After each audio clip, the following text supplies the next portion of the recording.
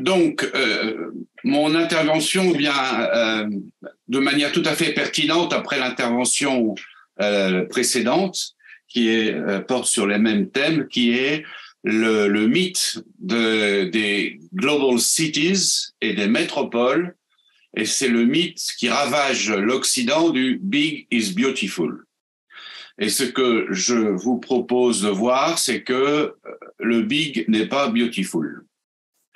Alors, premier point, voir les conséquences de ce mythe des global cities. Et vous voyez ici que les classes populaires habitent dans la France périphérique, hein, et que les cadres supérieurs habitent dans les grandes villes et les fameuses métropoles. Et surtout, vous avez une population pauvre dans la périphérie, les chômeurs et les ménages pauvres habitent dans la périphérie, et la population immigrée habite dans les métropoles, disons dans la banlieue des métropoles. Donc, on a une répartition, c'est valable pour toutes les villes, hein, les grandes villes métropolisées, que ce soit en Amérique du Nord ou en Europe, avec au centre de la ville les super riches, disons les classes moyennes supérieures, les gens qui sont connectés, hein, et avec un progrès de la pauvreté dans les banlieues vers la périphérie et des explosions sociales. On a eu en France l'insurrection des bonnets rouges en Bretagne. Alors, référence à une très vieille insurrection bretonne, d'ailleurs très très bien étudiée par un historien russe, Boris Porchnev, et la dernière insurrection de la working class, ceux qui veulent rester des ouvriers traditionnels, qui veulent pas redevenir des ouvriers jetables, comme le propose l'idéologie de la métropolisation. Alors, vous voyez que dans ce tableau que c'est exactement pareil pour toutes les grandes villes, hein, dans le monde entier. Et il y a une idéologie sous-jacente qui est que les territoires n'ont pas de qualité intrinsèque. Je pense que c'était abordé dans l'intervention précédente. Il s'agit de voir quelles sont les qualités intrinsèques de ces territoires. Or, dans l'idéologie des métropoles, ça ne compte pas, ce sont que des milieux matériels où on va, par exemple, installer des entrepôts pour Amazon. C'est ce que propose le gouvernement, va vous faire un entrepôt, va faire de la logistique à basse valeur ajoutée. Bon. Deuxième idée, c'est que la dotation en ressources et l'économie, c'est ce qui fait le territoire. Hein, mais pas seulement. Et surtout que la croissance est exogène. Je pense que dans Madame Kuznetsova avant moi abordait, c'est les stratégies de développement des territoires en Russie rejoignent tout à fait cette problématique. L'idéologie est que la croissance est exogène. Alors, ce que je vais montrer, c'est que la croissance, elle doit être endogène. Et donc, si on apporte des ressources d'extérieur au territoire, on doit s'assurer qu'elle favorise une croissance endogène. Dans cette idéologie, il n'y a pas de rendement croissant. Les rendements sont toujours décroissants. Il y a consommation des ressources. Elles s'épuisent, elles ne se renouvellent pas, ce qui est faux. Mais ce n'est pas le sujet de ma présentation. Que les territoires sont très inégaux, hein, ça, c'était très, très bien présenté dans la présentation précédente. Et il y a surtout, alors une théorie qui est typiquement nord-américaine, qui a 30% de la population est créative et crée 70% de la richesse, et les autres, comme l'a appelé l'économiste Pierre-Noël Giraud, sont des hommes inutiles. Ce sont des inutiles. Bon. Et puis derrière, il y a toujours la fameuse théorie du ruissellement, c'est la théorie du vase qui déborde, les richesses, l'argent que l'on déverse dans une logique descendante, le top-down, eh bien, va ruisseler sur la périphérie. On sait que ça ne marche pas. Alors, dans le cas de la France, comment la France a tué ses villes, vous avez un livre, un reportage très important sur la mort des villes moyennes, eh bien, elles ont été désertifiées et il y a un phénomène général, c'est la mort des centres-villes et des commerces. Or, le commerce, c'est la base de la vie sociale. Hein. On se rend compte quand on va acheter son pain chez le boulanger, c'est un lieu de rencontre. Et il y a eu, encouragé par l'État, une fascination pour les centres commerciaux dans le périphérie. Ces centres commerciaux peuvent pratiquer des prix plus bas, ont une chalandise de produits qui est beaucoup plus étendue, et donc cela ruine les commerces de centre-ville. C'est lié à un phénomène global de désindustrialisation avec la transition de la seconde vers la troisième révolution industrielle, de départ des jeunes, très important de déserts médicaux. Déserts médicaux, ça veut dire très pragmatiquement ce qu'on ne peut plus accoucher. C'est bien dire très très difficile d'accoucher quand on vit dans une petite ville moyenne. Il n'y a plus de médecins et on a fermé les maternités sur la base d'un raisonnement faux. Ce sont les Suisses qui ont montré que c'était faux, la sécurité n'était plus garantie pour des maternités qui font moins de 300 accouchements par an. Et les Suisses ont montré que c'était faux, parce que si les Suisses adoptaient ce raisonnement-là, comme c'est que des petites villes, ils se seraient désertifiés. Et puis la fermeture des services publics. Donc c'est tout ce courant d'analyse qui a été développé par le géographe Christophe Guilly, comment la France a sacrifié les classes populaires et donc les villes périphériques. Alors, on a de très rares économistes qui travaillent sur ce sujet. Il y en a un, notamment Olivier Bouba-Olga, qui a été maintenant recruté par la région Aquitaine, qui a montré qu'il n'y avait aucune corrélation entre le fait d'être dans une grande ville plutôt que d'être dans un territoire rural. Et on n'est pas plus performant. On est plus performant si on est dans un environnement qui est plus performant, enfin ce qu'il appelle une macro-région.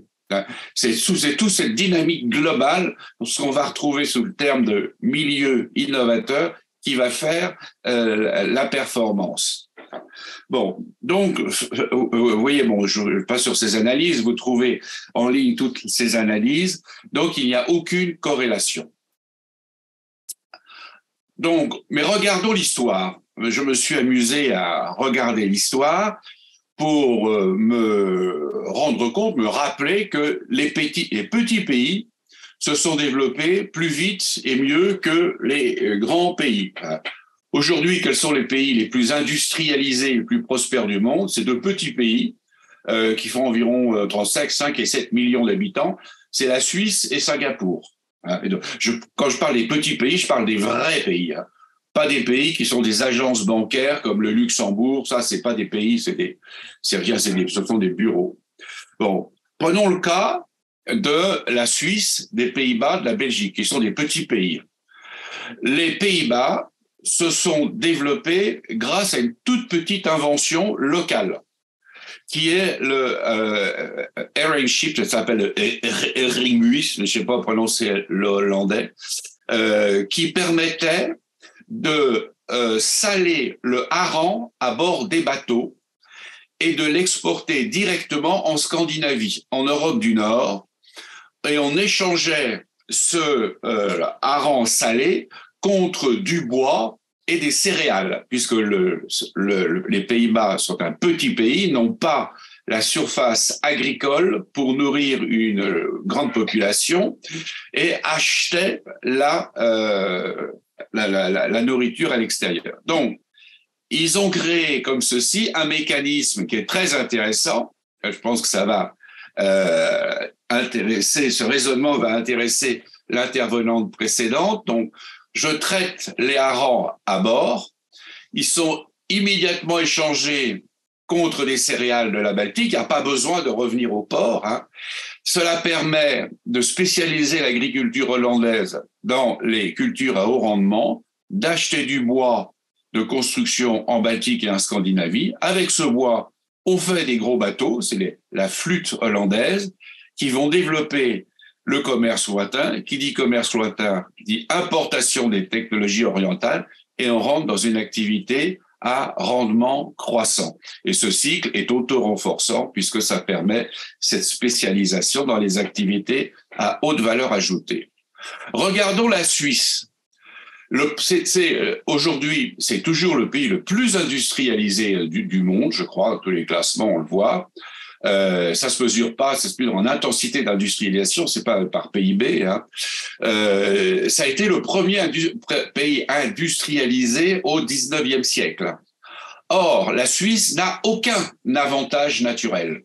Pas d'accès aux mers, pas de grandes plaines agricoles, pas de ressources énergétiques, à part l'hydroélectricité, mais cette ressource nécessite des investissements et une grosse intervention humaine. Et ils sont devenus très, très performants en la production hydroélectrique qui reste leur principale ressource. Pas de ressources minérales. Et si on prend les critères des Nations Unies aujourd'hui, la Suisse de 1780 ferait partie des pays les moins avancés aux sciences des Nations Unies. Alors, qu'est-ce qui s'est passé? Référons-nous au très grand historien de l'histoire économique, Paul Béroc, Victoire et Déboire, comment les Suisses ont su transformer des inconvénients en avantages. Il n'y a pas de terre agricole, donc s'il n'y a pas de terre agricole, on fait de l'élevage. L'élevage, ça consomme beaucoup moins de main-d'œuvre que l'agriculture. Donc, c'est de la main-d'œuvre pour l'industrie et c'est ce qui va permettre notamment de développer l'industrie horlogère. Si vous allez en Suisse, dans les régions horlogères, c'est-à-dire la vallée de Joux qui est côté français, vous verrez que ce sont des grosses fermes. C'est une activité domestique au début, l'horlogerie. L'hiver est long et il faut faire quelque chose l'hiver. Eh bien, ils ont développé l'horlogerie. Un très haut niveau d'éducation. Dès le début, ils ont investi dans l'éducation. Les Suisses, vous savez, qui sont très suisses, c'est-à-dire sont très attachés à l'identité suisse, mais tout en étant, dès le début, très ouverts sur le monde. Et ils ont accueilli les entrepreneurs anglais, comme Brown Boveri, qui a donné naissance à la firme ABB, une firme de transport, de grosse construction mécanique. Pareil pour les Belges avec Cockerill. Cockerill, c'est un Anglais qui va avoir fondé la sidérurgie belge. Et puis, comme il y a peu de capacité de production alimentaire, il y a une nécessité d'exporter des produits manufacturés. Bon. Et il faut du capital pour faire marcher tout cela. On va attirer le capital par une position politique qui est la neutralité. En étant neutre, les capitaux qui ont besoin d'être de sécurité vont s'investir en Suisse. Si vous voulez cacher votre argent, la Suisse reste un endroit idéal. Et puis le tourisme, avec des investissements touristiques qui ont le gros avantage en Suisse, contrairement à la France, de ne pas détruire la nature. Et la Suisse est d'ailleurs devenue un pays exportateur de capitaux et ce fut le premier pays à créer des multinationales que vous connaissez, Nestlé, etc. Bien. Et qu'est-ce qui a favorisé cela? C'est l'extrême morcellement étatique. La Suisse est aujourd'hui non plus une confédération, comme son nom l'indique, c'est une fédération. Donc il y a un État central, mais avec une très forte autonomie des cantons, et la structure centrale est assez récente. Et chaque canton a sa personnalité qui est liée à la différence des cultures entre la culture alémanique, française et italienne. Donc, il y a une très faible bureaucratie. Et ça, c'est un facteur favorisant. Donc, j'ai déjà eu l'occasion de vous présenter le cas de Singapour dans mes présentations sur les villes intelligentes. Je vous rappelle que Singapour s'est créé en 1965, pardon, et que Lee Kuan Yew, son fondateur, a tout de suite voulu que ça soit une smart nation et pas seulement une smart cities. En 1965, il n'y avait rien. Il y avait le port qu'avaient laissé les Anglais, mais il n'y avait même pas d'eau. Il fallait amener l'eau par bateau de Malaisie. Donc, ils ont d'abord investi dans une base industrielle en profitant de leurs avantages naturels qui sont les bas salaires et la production à bas coût, ce qui a permis d'accumuler les facteurs productifs et d'améliorer leur productivité. Dans les années 80, investissement très tôt dans les infrastructures numériques et avec la création de l'Université nationale de Singapour, la création de faire de Singapour un grand centre de recherche du monde. Voilà. Donc, il y a eu énormément, en jouant cet avantage, énormément d'investissements étrangers, hein. Donc avec des technoparcs, des universités et le transfert à travers des firmes, hein. Toute la logique chinoise, si vous implantez une firme en Chine, vous avez une obligation d'engager et de former de votre personnel chinois. Hein. Donc, autrement dit, vous transférez votre technologie. Hein. Et ce que n'ont toujours pas compris les Occidentaux, c'est qu'en investissant en Chine, ils vont faire certes de gros profits à court terme, mais ils vont tisser la corde qui va les pendre parce que les Chinois vont devenir plus compétitifs qu'eux parce qu'ils vont prendre la technologie et ils vont la développer à leur manière. Voilà, donc une administration extrêmement souple aussi, je pense qu'il peut intéresser la stratégie de développement régional de la Russie, c'est une interaction très rapide entre la dynamique des entreprises et le leadership public. Il y a l'environnement institutionnel, l'environnement des affaires. Tout cela est uni par une vision. Vous en parliez, Madame Kuznetsova, tout à l'heure, le besoin d'avoir une vision stratégique. Et puis, on développe des forces et ce besoin de travailler ensemble. Par exemple, la fonction publique à Singapour n'est pas organisée en silos, comme ça l'est en France et je le suppose aussi en Russie. C'est-à-dire chacun s'occupe de son département et on ne s'occupe pas du département des autres. Mais ils ont un fonctionnement horizontal pour que tous les agents publics, les fonctionnaires publics travaillent ensemble sur le même problème. Alors, là, quels sont les avantages et les désavantages des petites et des grands territoires ? Quand on est petit, on se pense forcément comme un écosystème, c'est-à-dire on réalise très très vite que tout est en interaction. Et j'ai bien compris à l'exposé précédent que, bien évidemment, dans un grand pays comme la Russie, c'est assez difficile de connecter tout cela dans les grands pays, que ce soit en Russie ou en Chine. On a ce problème de la verticale du pouvoir qui est la capacité du pouvoir central à être en contact avec le terrain.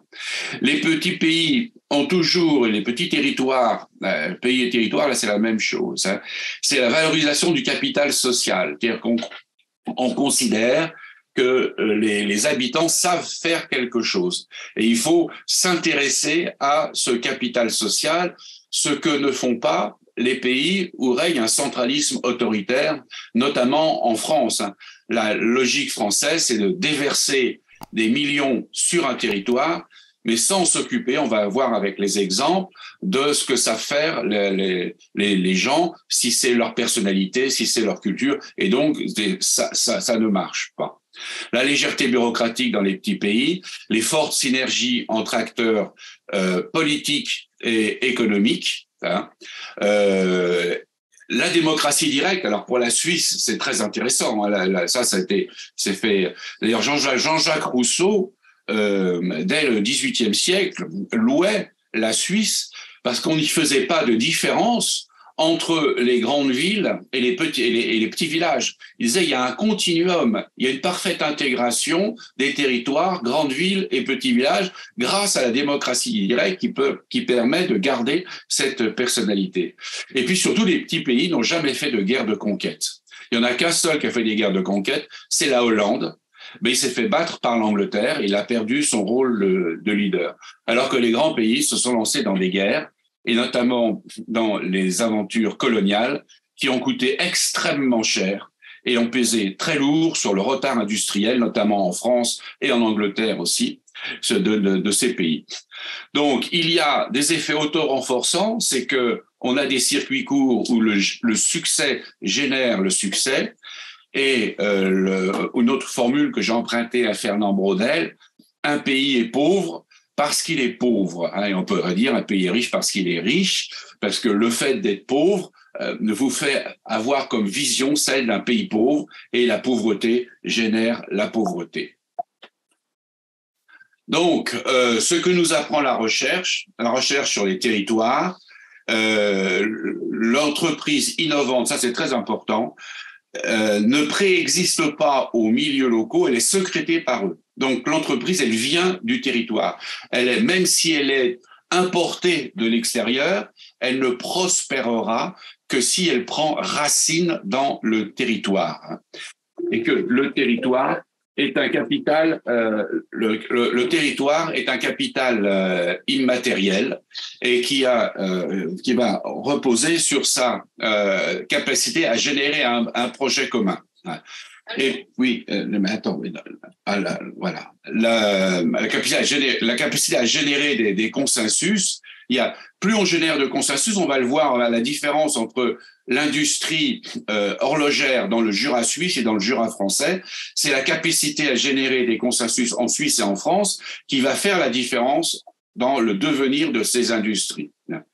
Les actifs territoriaux, c'est l'accès à la connaissance technologique, donc c'est ce que vous présentiez dans l'intervention précédente, comment le centre va pouvoir transférer de la technologie dans les territoires. La composition du marché du travail, est-ce que c'est un marché du travail, par exemple, pour garder l'exemple de la Suisse, il est assez consensuel, tandis qu'en France, il est assez conflictuel, même si la productivité de la main-d'œuvre est très élevée. Et puis le savoir-faire technologique, et tout ça va constituer ce que l'économiste Alfred Marshall a appelé un milieu innovateur.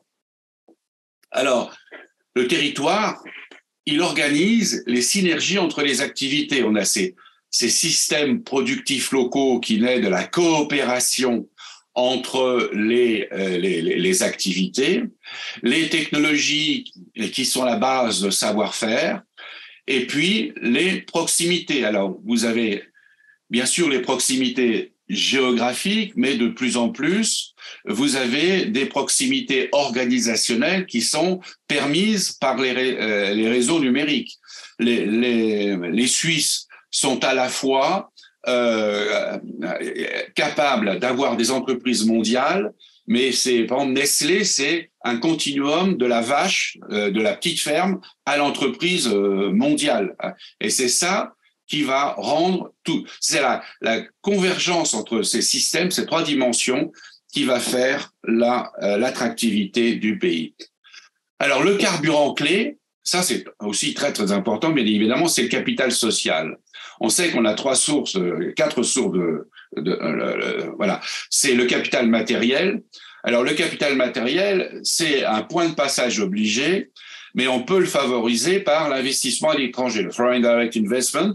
Donc, on attire, on crée un avantage. Généralement, c'est quand on débute dans le développement, c'est par les bas coûts de la main-d'œuvre ou des exonérations fiscales. Bon, on amène les entreprises à venir et à apporter leur technologie. Le capital intellectuel, mais le capital intellectuel, il va se développer que si il peut être importé de l'extérieur, bien évidemment, parce que je peux acheter des professeurs, je peux acheter des techniciens, mais il a besoin de s'enraciner. C'est ce que j'appelle baser le développement endogène sur les savoirs indigènes. Je vous montrerai plusieurs exemples français après. Le capital naturel, c'est un atout considérable, c'est le valoriser sans le saboter. Par exemple, les pays occidentaux et les pays européens de l'Ouest sabotent leur capital naturel, notamment avec les éoliennes ou en montagne, avec des stations de montagne géantes qu'on fait de plus en plus grandes parce qu'il faut investir, et finalement on fait faillite parce que tout simplement il n'y a plus de neige aujourd'hui, donc ça ne peut plus marcher. Donc le capital naturel, c'est un facteur d'attractivité. La France et la Russie sont des très très beaux pays qui ont un beau capital naturel et les gens y vont parce que c'est beau. Mais on va voir que Singapour, qui n'a pas un capital naturel avantageux, c'est à 1 degré de latitude, il fait chaud tout le temps, il pleut tout le temps, ils ont réussi à en faire une activité, une ville attirante. Bon, et donc ce capital social, c'est l'ensemble des relations sociales, du niveau de formation, la capacité des gens à coopérer, tout ce qui va créer, selon l'expression d'Alfred Marshall, une atmosphère. Alors voilà 2 exemples. C'est le choc du digital. Voilà, là vous avez le Jura suisse, c'est le pays de l'horlogerie. De l'horlogerie, oui, et là, vous avez le Jura français. Bon. Donc, le choc du digital, c'est quand dans les années 70, on a vu les montres remplacées par des affichages par chiffres. Donc, il n'y avait plus d'aiguilles, il n'y avait plus de mécanisme. Donc, c'était la fin de l'industrie horlogère. Donc, là, en France, ça a été la crise. Il n'y avait aucune coordination entre les clients et les fournisseurs. Les salariés ont eu beaucoup de mal à diffuser, à évoluer techniquement, parce que le climat social n'a pas favorisé cela. Et puis toujours cette fascination pour le big is beautiful et vouloir constituer des grandes firmes. Alors que les Suisses ont réfléchi au niveau du territoire et ont regardé l'interdépendance qu'il pouvait y avoir entre les filières pour avoir une diversification. Par exemple, l'horlogerie a un savoir-faire en micromécanique. Les syndicats de l'horlogerie ont passé un accord avec les syndicats de la prothèse médicale, puisque maintenant, on est tous plus ou moins amenés à avoir à un terme plus ou moins proche une prothèse de hanche, c'est un gros marché, et ils ont redéveloppé leur savoir-faire. Et ça a relancé l'innovation, c'est celle de la microtechnique, ça a donné le décolletage. Alors en France, on a gardé le décolletage, mais pas l'horlogerie. Le décolletage qui vient jusque vers au sud de Genève, dans la vallée de l'Arve, où j'habite, et l'horlogerie a développé la microtechnique et ça a donné les montres Swatch. Donc il y a une nouvelle innovation et c'est à nouveau l'horlogerie qui a repris la dynamique sur l'électronique. Alors, autre exemple, la ville de Cholet. Vous voyez, Cholet, c'est dans l'Ouest. Il y avait 2 industries traditionnelles, l'habillement et la chaussure. Donc 2 industries qui ont été frappées complètement par la crise, mais avec un socle commun qui est l'enracinement et la tradition industrielle. Parce qu'il n'y a pas d'opposition entre la ville et la campagne. Les entreprises qui sont en ville sont liées à une multitude d'ateliers qui sont dans les villages et une culture commune. C'est très important parce que nous sommes dans l'Ouest catholique de la France. C'est l'Ouest qui était en rébellion contre la Révolution. Et là, il y a un fort sentiment d'appartenance. Il n'y a pas de chef d'entreprise qui soit des notables. On ne licencie pas le personnel. Et si on fait une faute, c'est un petit peu comme en Suisse, on est exclu de la communauté locale.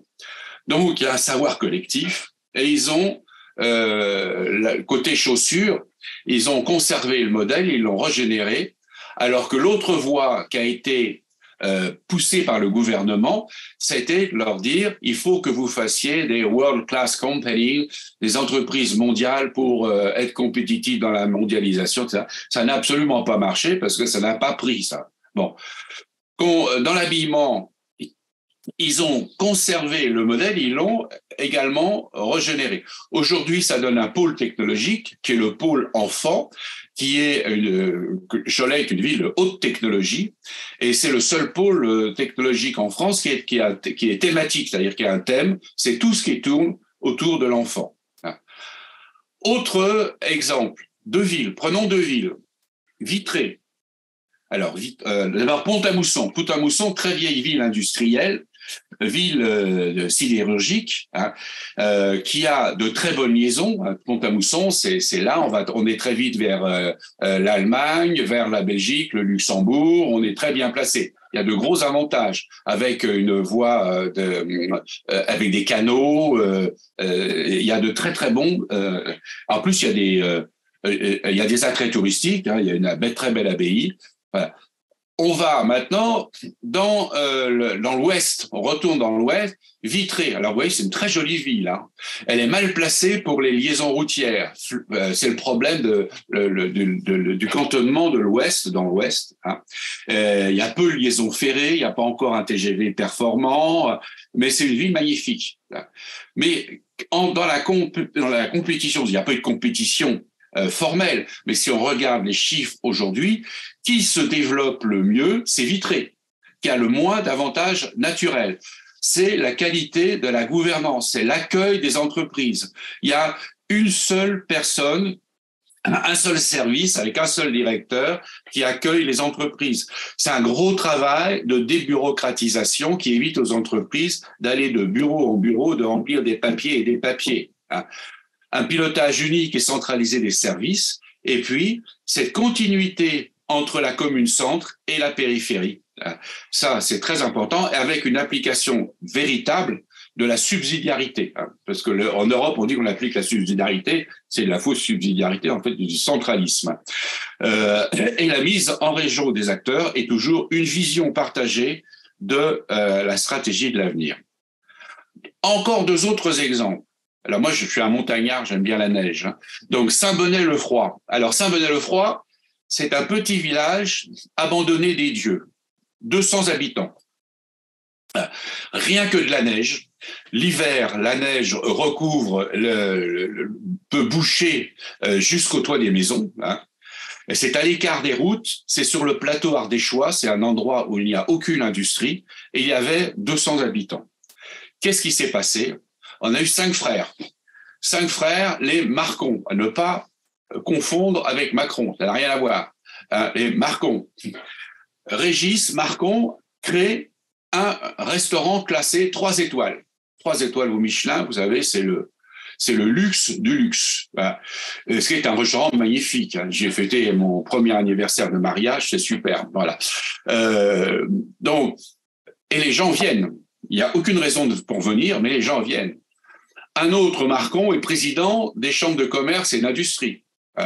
Donc, ils sont tous créés des entreprises. Et c'est des enfants du pays, mais qui ne sont pas partis du pays, qui sont restés au pays. Ils se sont dit, on va développer le pays. Et l'auberge, notamment, l'auberge de Régis Marcon, a une notoriété internationale. Et un indicateur qui est essentiel, qui est très signifiant, c'est la croissance démographique.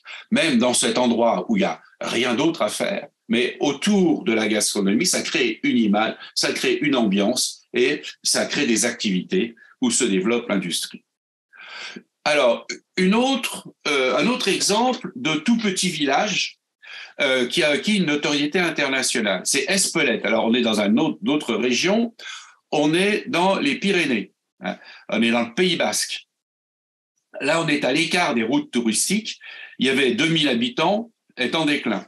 Alors, c'est derrière Biarritz, mais le tourisme, il va sur Biarritz. Il ne va pas dans l'arrière-pays. Donc, qu'est-ce qui s'est passé ? On a eu il y a une production traditionnelle.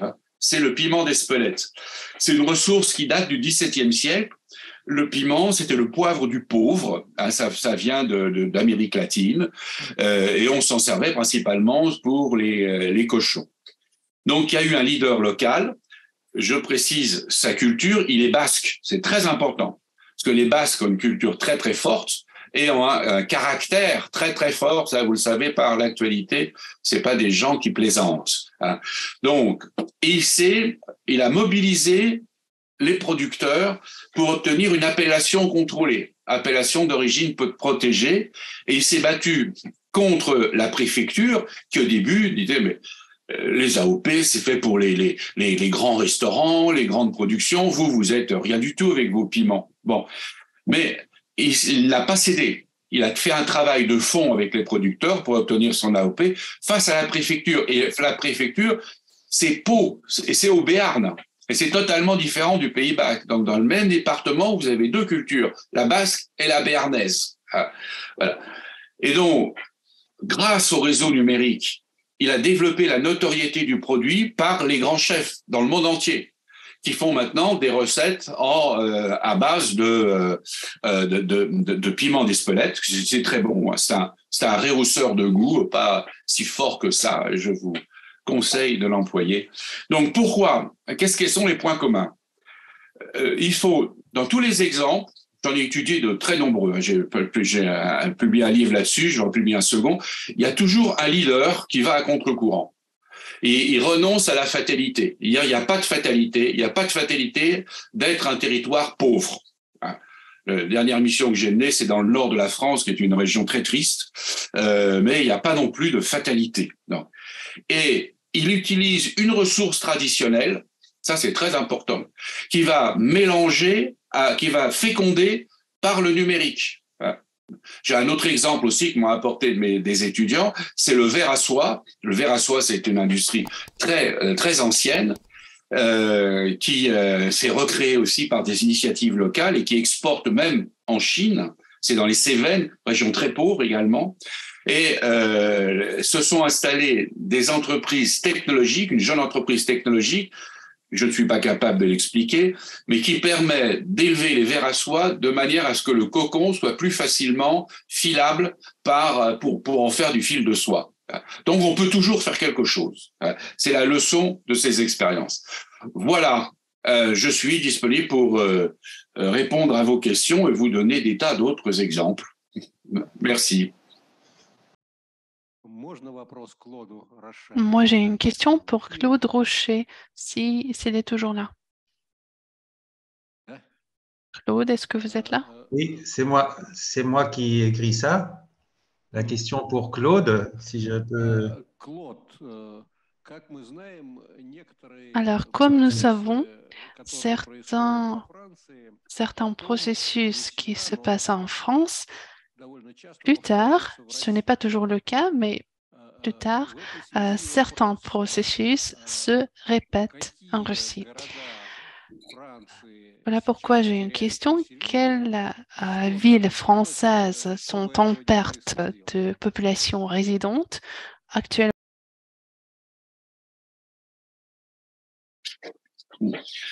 Alors, ce qui ressort des travaux qui sont certes minoritaires en économie, sur l'économie des régions, c'est qu'il n'y a pas de fatalité au sous-développement des régions. Il n'y a pas de raison qu'il y ait des régions qui soient totalement à l'abandon.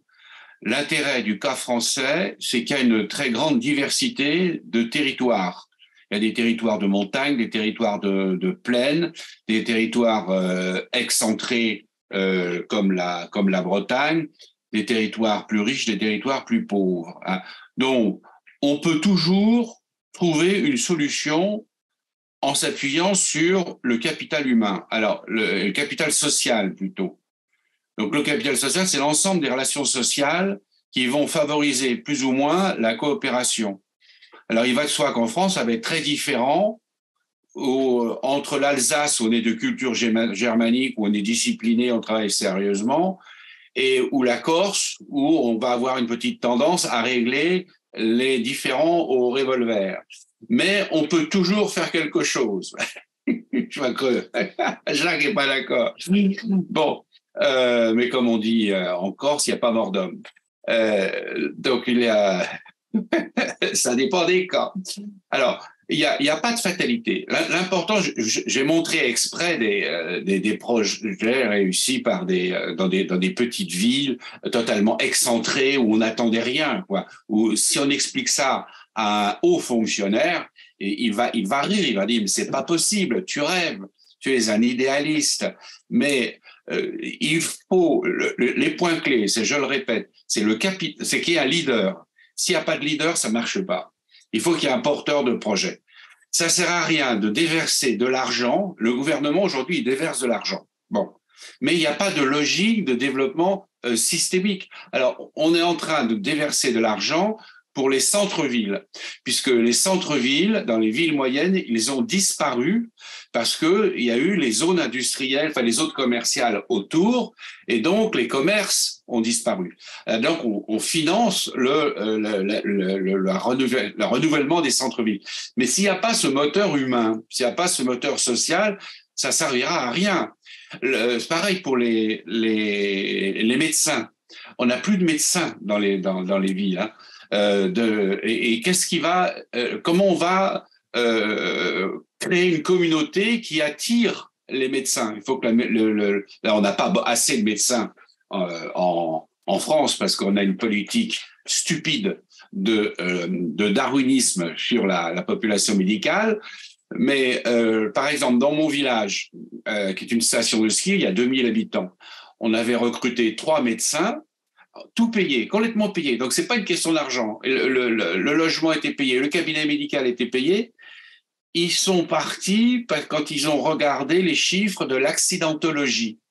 C'est-à-dire qu'il n'y avait pas assez d'accidents de ski pour gagner leur vie. Voilà, donc ils sont partis. Voilà, c'est aucun sens du service public. Donc, il faut trouver ce qui peut attirer les médecins. Et quand on a un capital naturel comme en France, évidemment, il faut jouer là-dessus. J'ai travaillé également sur le Nord. Le Nord, qui est un pays situation, notamment le pays minier, c'est l'espérance de vie est 8 ans inférieure à l'espérance de vie nationale. Parce que c'est la pauvreté, c'est l'analphabétisme, des mœurs sexuelles assez bizarres, bon, bref, de pédophilie. Bon, donc, et l'alcoolisme, très important, l'alcoolisme. Hein. Bon, donc, on avait un grand projet d'installation d'un hôpital ultramoderne, de faire dans la région la plus pauvre l'hôpital le plus ultramoderne. C'est une bonne idée. C'est une bonne idée parce que vous êtes sûr que l'hôpital, il va amener du personnel qualifié, hein, qui va relancer une dynamique. Vous êtes sûr que l'investissement dans les technologies, ça va avoir un effet de spillover, d'entraînement sur le reste. Parce que il y a l'hôpital, c'est déjà une ville. Il y a 2000 employés dans un hôpital. C'est déjà une ville, et la ville vient consulter dans la ville. Donc, il y a une éducation aux nouvelles technologies par la simple fréquentation de l'hôpital. Mais on n'a jamais pu avoir une pensée commune chez les élus pour la pensée globale du développement du territoire à partir de l'hôpital. Parce que pour eux, un hôpital, c'est un hôpital. Point. Ben, s'il n'y a pas cette culture du développement systémique d'une ville, ça ne peut pas marcher. On peut mettre des milliards, ça ne marchera pas. Voilà. Donc, c'est ça. Et j'ai beaucoup apprécié ce qu'a dit, j'ai oublié madame, qui a fait son exposition sur les territoires, renforcer l'aspect scientifique, oui, et surtout développer une politique scientifique à l'échelon municipal, si j'ai bien compris. Donc ça, c'est très, très important. Hein. Et ça ne veut pas dire être uniquement fixé sur de la recherche de niveau mondial, mais de travailler sur des problèmes locaux. Alors, si un hôpital, c'est merveilleux. Je vous ai parlé des vers à soie. Les vers à soie, c'est des pays qui sont totalement désertifiés. C'est les Cévennes, c'est le sud des Cévennes. Bon, mais on peut toujours faire quelque chose. Hein. Mais il faut partir de de ce qu'on a. Moi, j'ai toujours enseigné à mes étudiants que le développement des territoires, c'est comme la grande cuisine. Vous savez, en France, la gastronomie, c'est la gastronomie des régions pauvres. C'est-à-dire, c'est les régions où on n'en a rien. Il n'y a pas de gastronomie des régions riches. C'est quand vous n'avez rien, vous faites l'inventaire de ce que vous avez et puis vous essayez de trouver la bonne recette pour faire de la bonne cuisine. Et ça marche. Voilà. Faut former des cuisiniers.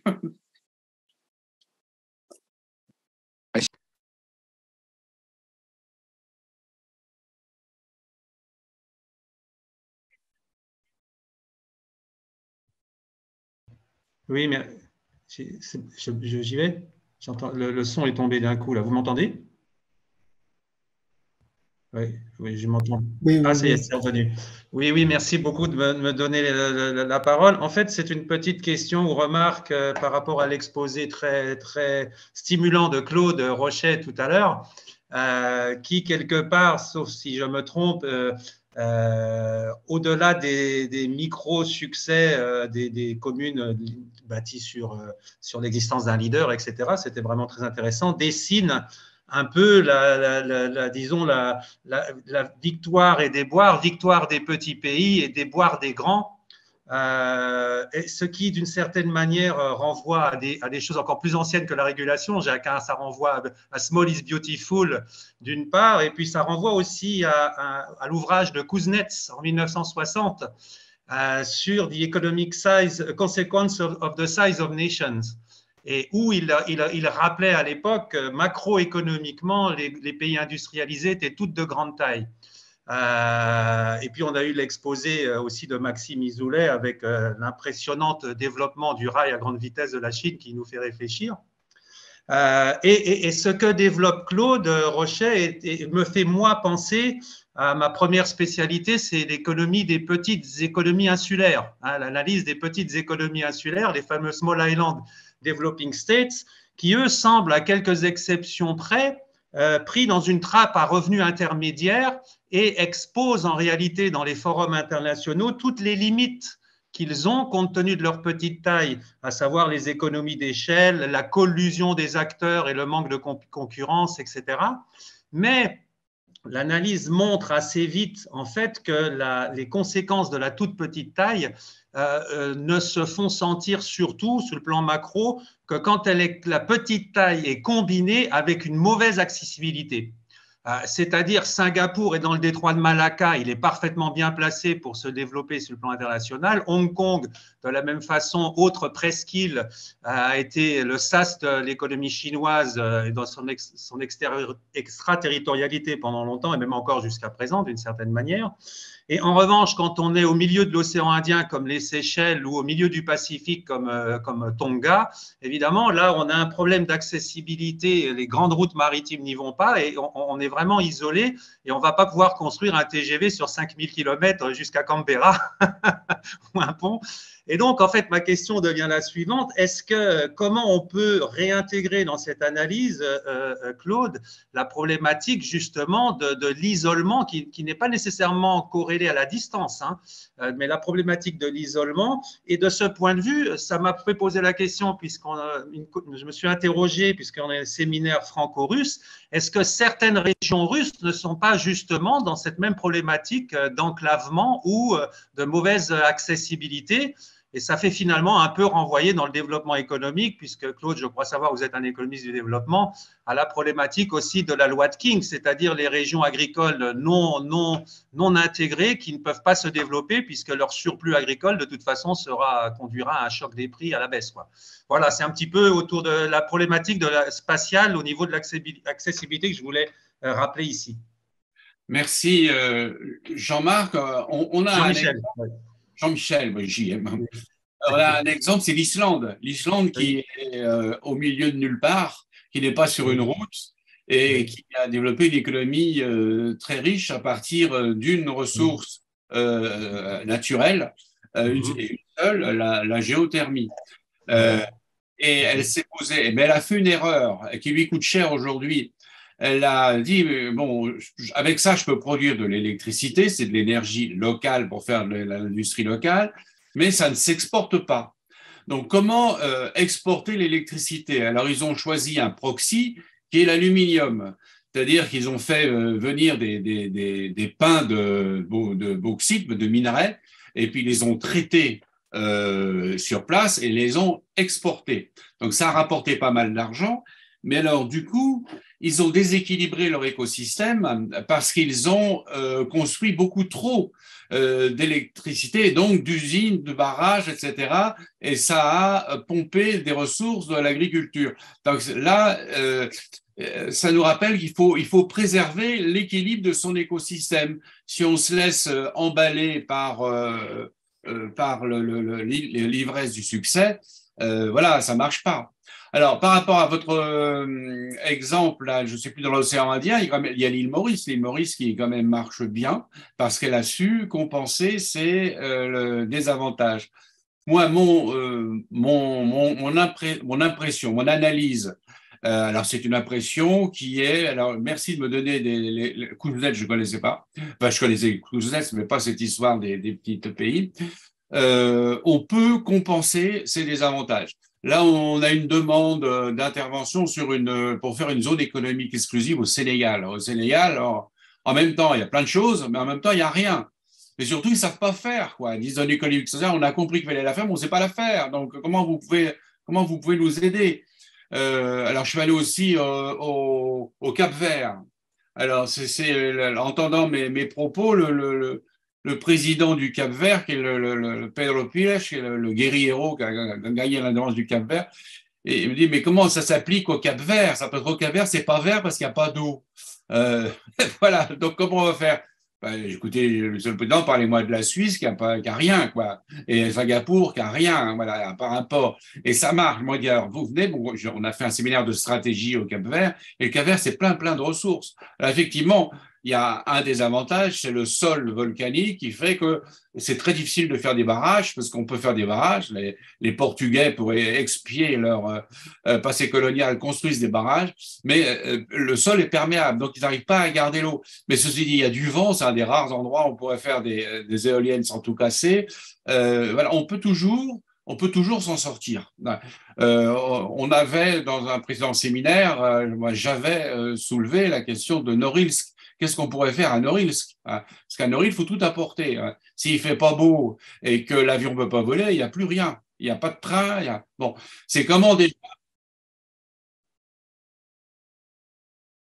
Bon, bah écoutez, alors on pause. Voilà, vous savez où me joindre.